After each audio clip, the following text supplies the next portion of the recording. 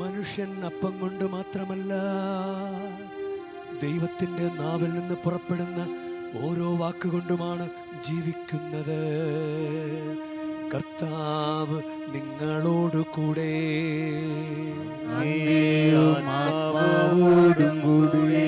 ലൂക്കായുടെ വിശുദ്ധ സുവിശേഷത്തിൽ നിന്നുള്ള വായന.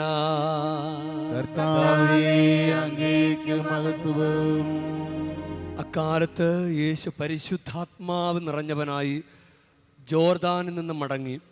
ആത്മാവ് അവനെ മരുഭൂമിയിലേക്ക് നയിച്ചു. അവൻ പിശാചിനാൽ പരീക്ഷിക്കപ്പെട്ട് 40 ദിവസം അവിടെ കഴിഞ്ഞുകൂടി. ആ ദിവസങ്ങളിൽ അവനൊന്നും ഭക്ഷിച്ചില്ല. അവസാനം അവന് വിശന്നു.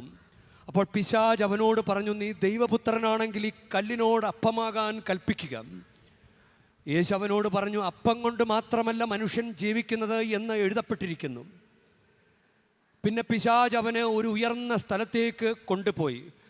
ഭൂമിയിലെ സകല രാജ്യങ്ങളും ക്ഷണനേരം കൊണ്ട് അവന് കാണിച്ചു കൊടുത്തു. പിശാച് അവനോട് പറഞ്ഞു, ഇവയുടെ മേൽ എല്ലാ അധികാരവും മഹത്വവും നിനക്ക് ഞാൻ തരാം. ഇതെല്ലാം എനിക്ക് നൽകപ്പെട്ടിരിക്കുന്നു. എനിക്ക് ഇഷ്ടമുള്ളവർക്ക് ഞാനിത് കൊടുക്കുന്നു. നീ എന്നെ ആരാധിച്ചാൽ ഇവയെല്ലാം നിൻ്റേതാകും.